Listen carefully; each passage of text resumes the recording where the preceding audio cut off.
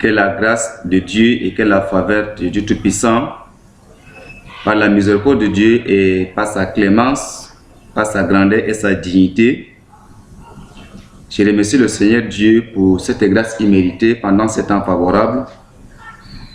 Dieu qui a créé l'homme à son image et selon sa ressemblance, il nous fait souvent sa grâce et ses merveilles. C'est la raison pour laquelle, mes chers compatriotes, mes frères dans le Seigneur, mes bien-aimés dans le Christ, il va de soi, l'homme sans Dieu n'est rien. C'est la raison pour laquelle Dieu m'a accordé 7 ans encore par ses faveurs et par sa grâce imméritée. Et il nous a encore prêté le souffle de vie, il nous a accordé une vie salvatrice. C'est la raison pour laquelle pendant 7 ans favorables, Dieu a voulu à ce que nous puissions écouter sa parole ensemble. Par sa grâce, je voudrais que nous écoutons et nous développons ce thème, la pirogue du sauvetage. La pirogue du sauvetage. Dans le livre de Genèse chapitre 6, à partir du verset 14 jusqu'à la fin, 7 jusqu'à la fin, il est question de déluge. Nous allons commencer à expliquer qu'est-ce qu'une pirogue. Nous savons que la pirogue, c'est un moyen de déplacement pour traverser sur l'eau. Dans une explication simple et élémentaire, c'est un moyen de déplacement pour traverser l'eau, ce qu'on appelle la pirogue.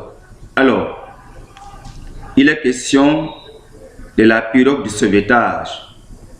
Est-ce que toi qui m'entends, toi qui me vois par cette chaîne qui est dénommée la voie de l'évangile, as-tu aussi préparé ta pirogue du sauvetage? Il est question de Noé à son époque. Comme Dieu est amour, Dieu a décidé de détruire le monde par le déluge. Mais il y avait un homme qui s'appelait Noé. Noé marchait avec Dieu. Noé craignait Dieu. Le monde était corrompu par le genre humain. Le monde s'est plongé dans le péché que nous voyons aujourd'hui comme hier comme demain. Alors, Dieu va maintenant décider de détruire le monde par le déluge. Mais il y avait un homme qui s'appelait Noé. Il craignait Dieu, lui et sa famille. Dieu a parlé à Noé de préparer l'arche qu'on appelle la pirogue de sauvetage. Alors, le monde était corrompu par le genre humain. Les hommes buvaient, les hommes se mariaient, les hommes se remariaient, les hommes faisaient toute espèce de péché, les hommes commettaient toute espèce de péché, ils faisaient tout ce qui les semblait bien. Alors, il est question maintenant que Dieu va maintenant interpeller son serviteur de Noé pour devoir parler aux hommes de cesser avec la corruption et de chercher à construire leur arche de sauvetage. C'est pourquoi, dans le verset 14 de Genèse chapitre 6 qui dit « Fais-toi une arche de bois, de gopher, tu disposeras cette arche en cellules et tu l'enduiras de bois en dedans et en dehors. Voici comment tu la feras. L'arche aura 300 coudées de longueur, 50 coudées de largeur et 30 coudées de la hauteur. » Alléluia. Mes bien-aimés dans le Seigneur et la communauté chrétienne, le monde entier, par ces messages que Dieu nous accorde pendant ce temps favorable, je t'invite à se disposer pour écouter le message que Dieu nous parle maintenant. Il est question de toi qui es là dans ce monde. Le monde que nous vivons aujourd'hui est déjà corrompu par le genre humain. Nous voyons plusieurs péchés qui se multiplient jour après jour. Le péché pèse plus que la justice de Dieu. Alors, Dieu a demandé à Noé de préparer son arche de sauvetage et Noé n'a pas cessé de parler aux hommes de venir aussi l'aider à construire cette arche. Mais Dieu a demandé à Noé de respecter toutes les mesures possibles. Les hommes ont refusé, n'est-ce pas, le conseil de Noé. Les hommes disaient à Noé, c'est la folie. depuis quand que Dieu a créé cette terre, il a détruit le monde par le déluge. Si même Dieu veut détruire le monde par le déluge, certains disaient à Noé que non, ils ont, n'est-ce pas, des grands arbres dans leur cour. Certains ont dit que non, ils vont grimper sur des collines, sur les montagnes. Ils avaient une tour, n'est-ce pas, comme la tour de Babel, ils vont grimper. Alors, mes bien-aimés dans le Seigneur, ces messages que Dieu a voulu que nous puissions écouter ensemble, nous vivons déjà le temps que chacun devrait préparer sa période de sauvetage. Cette période que je vais te présenter maintenant n'est rien que la parole de Dieu. Et l'eau qui est représentée comme le déluge ici, c'est le monde du péché. Nous vivons dans ce monde du péché. Nous vivons là où est le déluge. Mais nous avons aussi la parole de Dieu que les pasteurs, les évangélistes, les prophètes, au fait les hommes de Dieu, ne cessent de présenter cette parole aux hommes au jour le jour. Mais les hommes voient toujours que les hommes de Dieu sont comme des fous. Il est question de toi ce soir, c'est l'après-midi, cette matinée. Est-ce que tu as déjà préparé ta pirogue de sauvetage? Dans ce monde, beaucoup d'hommes portent des bas-fesses. Les femmes se promènent presque nues. C'est ce temps qui est déjà arrivé. Mais un homme sage devrait ou devra déjà préparer sa période de sauvetage. C'est pourquoi quand Noé avait déjà fini, n'est-ce pas, de préparer cette période de sauvetage, qu'on appelle arche dans la parole de Dieu, alors Noé continuait à parler aux hommes de cesser à commettre le mal devant les créatures de Dieu. Les hommes se moquaient de Noé. Les hommes regardaient comme c'est un fou, comme un homme raté, comme un homme qui n'a pas de sens. Alors, Dieu a demandé maintenant à Noé, lorsqu'il a fini de préparer cette période de sauvetage, bien, il a demandé à Noé d'entrer dans la pirogue, lui avec toute sa famille, il est question de 8 personnes, et qui prépare une provision pour les animaux et pour lui. Il a maintenant parlé à Noé de faire le choix des 2 animaux, la femelle et le mâle, de toute espèce que Dieu a créée sur la terre. Noé n'a pas refusé, il a exécuté cela. Il a maintenant ramené tous les animaux, il a pris 2, une femelle et un mâle, tout dans la pirogue. Alors, maintenant il va demander à Noé d'entrer avec sa famille. Noé est entré, il demande à Noé de fermer la porte de l'arche qu'on appelle la pirogue. Noé a exécuté autant. Il a fermé la porte de la pirogue. Dieu a demandé, remets-moi la clé. Pourquoi Dieu a demandé à Noé de lui remettre la clé? Parce qu'il sait que Noé devrait avoir le sentiment de ses amis, ses frères, ses parents qui n'ont pas respecté la voix de Dieu. Parce que l'homme a une certaine émotion en lui qu'on appelle le sentiment. Eh bien, maintenant, Dieu a ouvert les abîmes de sous-sol parce que l'homme est sur l'eau. Tous les abîmes de sous-sol jaillissaient de l'eau. Et Dieu aussi a permis tous les équipes des cieux. Il y a une pluie sans arrêt. Au jour le jour, les hommes commençaient déjà à patauger sur l'eau. Ceux qui ne savaient pas nager ont commencé déjà à s'engloutir. Le monde entier, le monde de la colline, des grands arbres, tout ce qui vivait était englouti. Il y avait quelques rescapés qui étaient venus frappant à la porte en appelant Noé. Noé, ouvre-nous la porte. Noé dit que voilà, la clé est avec Dieu. Est-ce que toi, tu peux déjà aller prendre la clé entre les mains de Dieu? Le monde, de temps de Noé, était englouti. Il est question de 8 personnes. Et cette eau a duré pendant 150 jours, 5 mois environ, que l'eau a demeuré jusqu'à ce que le bateau était sur l'eau. La pirogue ici représente la parole de Dieu. La pirogue représente l'évangile. La pirogue représente les saintes écritures. L'eau représente le monde du péché. Noé représente un évangéliste, un prophète, un pasteur, celui qui enseigne les oracles de Dieu aux hommes. C'est cela la pirogue que Noé avait préparée, n'est-ce pas, pour sauver sa vie. Mon cher frère et mon cher bien-aimé, compatriotes, parents, collègues et camarades, je te conseille de, c'est maintenant, pendant ce temps que tu écoutes la parole de Dieu, par la voie de l'évangile, prépare la période de sauvetage dès maintenant. Cours, laisse la mondanité, laisse la boisson, laisse le tabac, laisse la fornication, construis ta période de sauvetage en acceptant cette parole. lorsque tu vas accepter cette parole de Dieu, les Saintes Écritures, malgré les difficultés qui viendront à ta rencontre, par cette parole, tu vas marcher sur les difficultés et non sous les difficultés, puisque la pirogue que Noé a construite, lui et sa famille, étaient sur les eaux.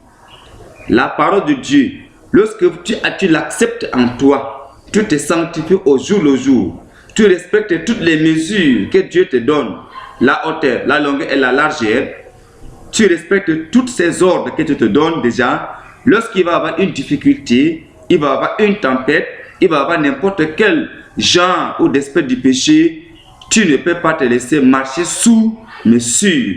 Tu vas te surmonter sur les difficultés. C'est pourquoi, lorsque Dieu a parlé à Noé de bâtir cette pirogue pour sauver sa vie, il est question de l'homme sur la terre aujourd'hui. Quelle est cette pirogue de sauvetage? Quel est l'arche que Dieu a demandé à Noé de bâtir? C'est la parole de Dieu. Les hommes étaient contents de boire, de manger, de marier, de se remarier, de répudier, de commettre toute espèce de péché. Mais Noé était toujours à côté pour leur parler que prenez la parole de Dieu, venez aider-moi à construire l'arche que Dieu m'a demandé. Il est question de toi, chers compatriotes et chers bien-aimés. Ce temps que nous vivons, le monde va maintenant vers sa perdition. Le monde a emprunté un autre chemin aujourd'hui. Nous voyons maintenant vers la gauche, les femmes sont presque nues, vers la droite, les hommes sont presque nus en portant le bas-fesse. Même les animaux ne connaissent pas qu'ils sont nus. Pourquoi? Parce que l'animal, depuis que Dieu a créé le ciel de la terre, l'animal n'a touché aucun le fruit défendu par Dieu. Mais quand l'homme ne reconnaît pas qu'il est nu, aujourd'hui les femmes portent des débardeurs de poupées. Une femme, vous la voyez marcher, elle est presque nue, mais elle est une chrétienne, baptisée, confirmée, avec tous les sacrements, avec toutes les pénitences qu'elle reçoit, avec tout l'ordre qu'elle reçoit de Dieu. Elle a même sa carte de baptême. Ce n'est pas cela qui te sauvera. Mais ce qui peut te sauver, c'est lorsque tu construis ta période de sauvetage dans la sainteté, dans l'humilité, dans la prière, dans l'abandon des péchés, et tu te confies en la parole de Dieu. C'est ce que Dieu a recommandé à Noé. Mais beaucoup de hommes de Dieu aujourd'hui, beaucoup les servants de l'Éternel, beaucoup de chantres, beaucoup de choristes, beaucoup de petits mouvements, à savoir les kenkoki, les flambeaux, à savoir les scouches. Vous êtes dans ces mouvements, mais jusqu'à là, vous ne parvenez pas à bâtir, à construire votre période de sauvetage. Il est temps. Passez message. Alors, le jour qui est arrivé déjà, Dieu a ouvert les écules du ciel et tous les écules de la terre. N'est-ce pas? L'eau ne fait que jaillir. L'homme n'avait pas déjà la possibilité d'y chercher Dieu. Il est temps pour toi, mon bien-aimé.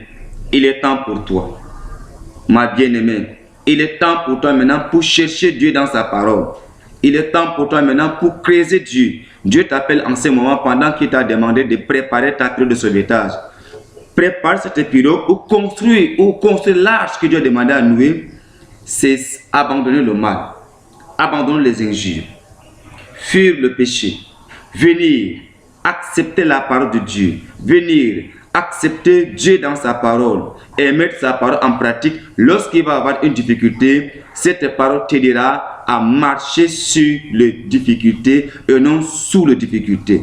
Beaucoup de hommes ont tenté d'abandonner le vin, d'abandonner la boisson enivrante, d'abandonner l'esprit du tabac, d'abandonner tout esprit du péché, mais ils n'ont pas pu. Pourquoi? Parce qu'ils ne se sont pas laissés abandonner entre les mains de Dieu comme il se doit. Parce que la parole de Dieu nous disait que Noé marchait avec Dieu. Même toi, depuis longtemps, que Dieu t'a interpellé dans sa maison, mais tu as refusé. Alors, autre exemple encore dans le même livre de Genèse chapitre 19, à partir du verset 12, jusqu'à vers la fin, il est question de Lot et sa famille. Alléluia. Sauve-toi pour ta vie, mon frère et ma soeur, ma bien-aimée et mon bien-aimé.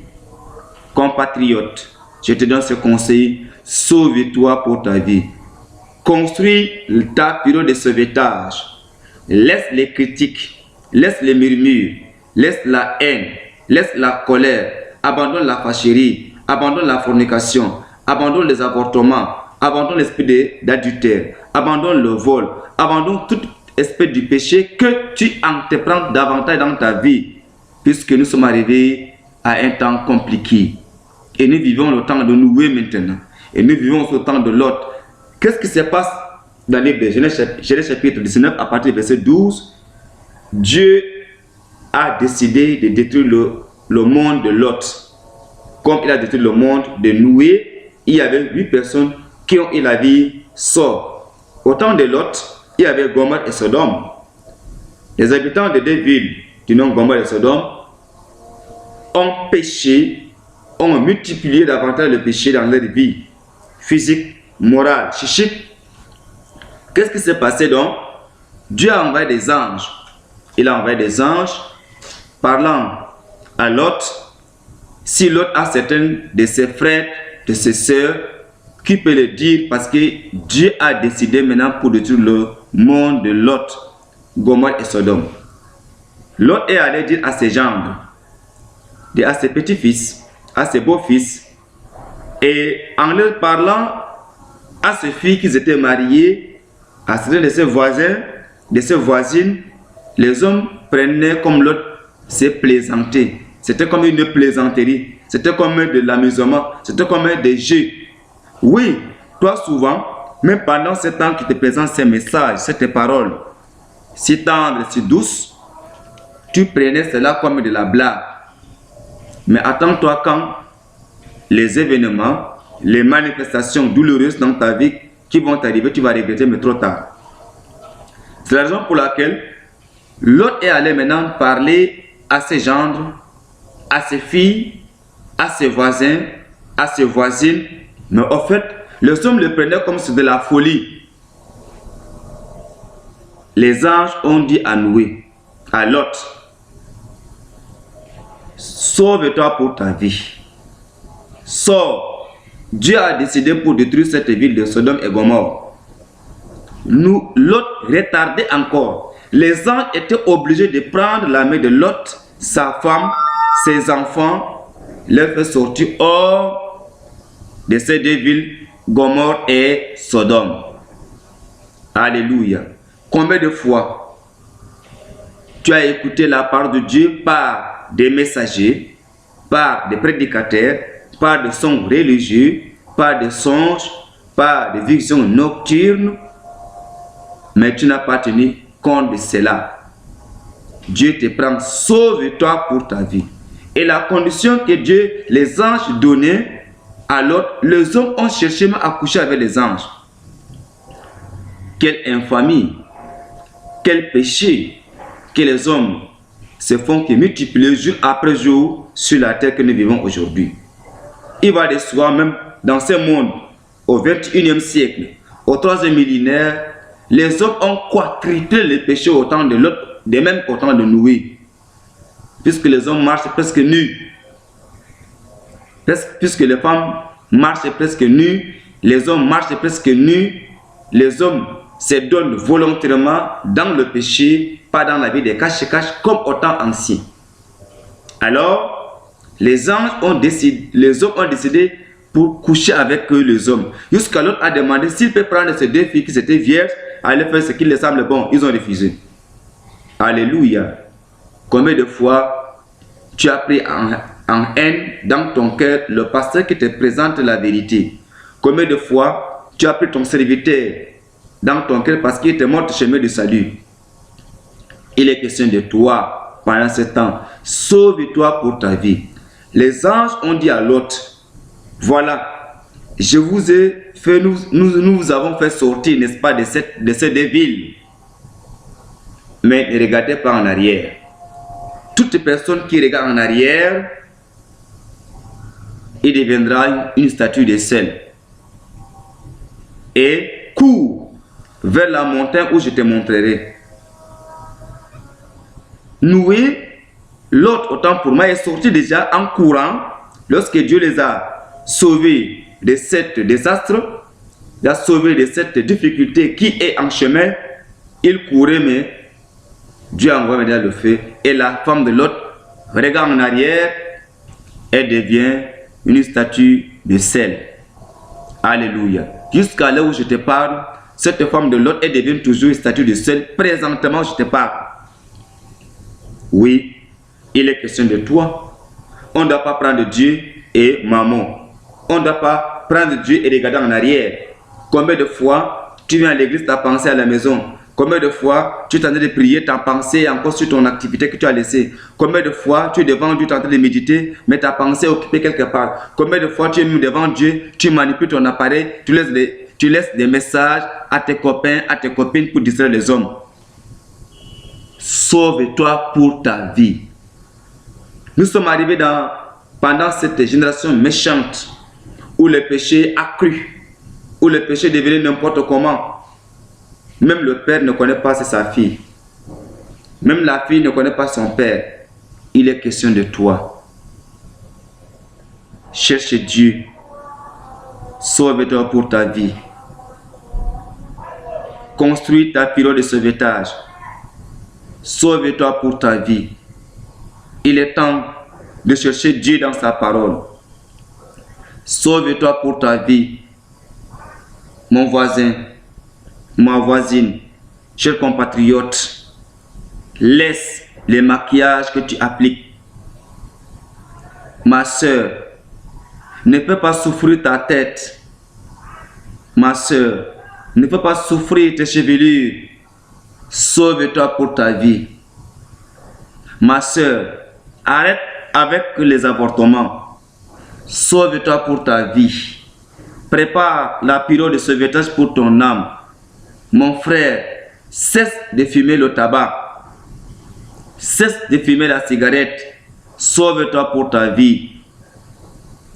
Mon compatriote, cesse de commettre l'adultère. Sauve-toi pour ta vie. Tu ne connais pas la femme que tu vas contre demain, tu seras atteint du sida. Sauve-toi pour ta vie. Nous sommes arrivés pendant cette période où la génération méchante, le monde est détruit par la multiplicité du péché. Sauve-toi pour ta vie. Dieu a envoyé les anges tantôt d'une manière, tantôt d'une autre. Combien de fois Dieu t'a parlé dans des songes, dans des visions nocturnes, par des messages à travers les pasteurs, à travers les évangélistes. Dieu a passé par les animaux pour te parler, mais tu n'as pas compris. Sauve-toi pour ta vie. Laisse-toi entre les mains de Dieu. Sauve-toi pour ta vie. Les hommes se moquaient de l'autre en disant qu'il s'est plaisanté. Mais lorsque Dieu a envoyé une gouffre de feu tombant dans les deux villes, Sodome et Gomorrhe, aucun survivant.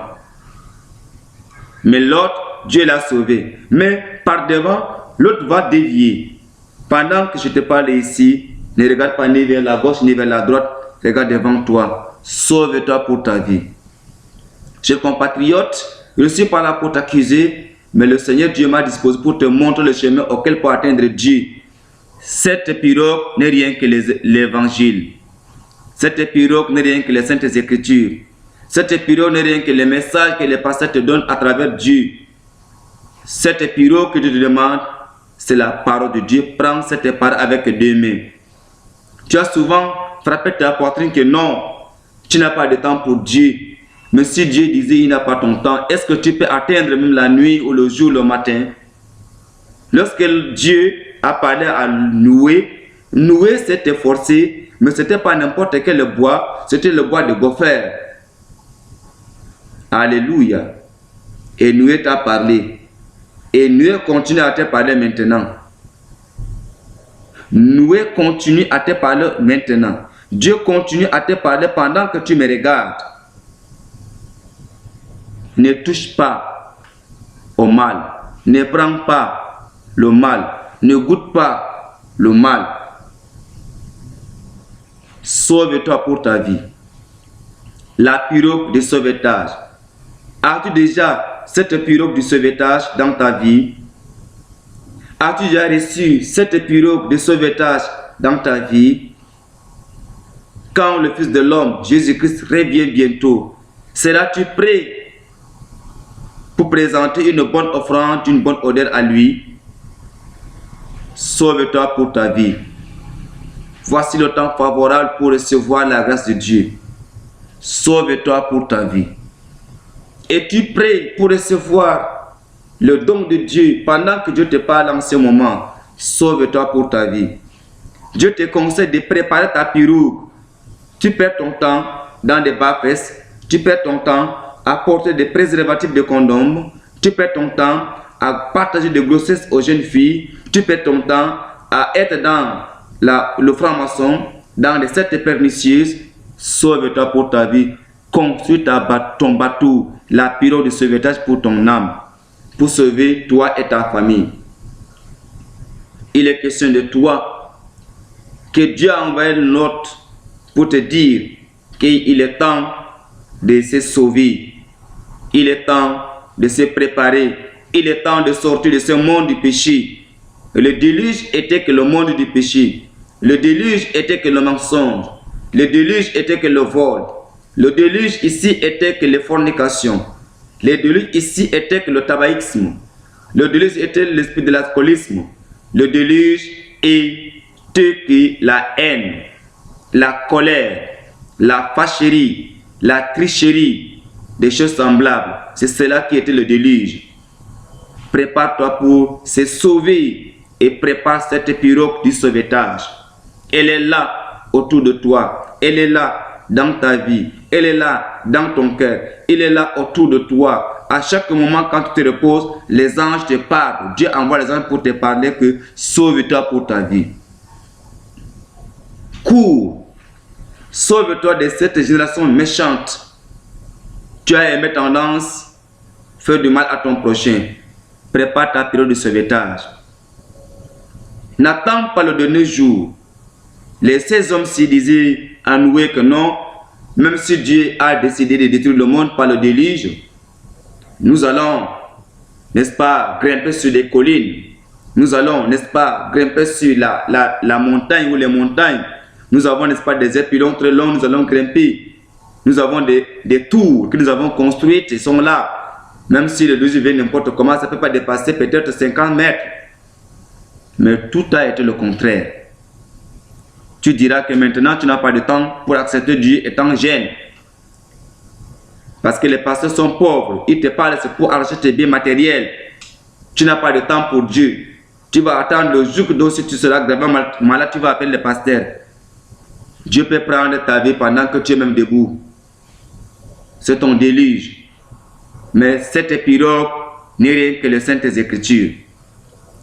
Tu vas peut-être attendre que le jour que tu seras malade, mais dans un accident, tu vas mourir.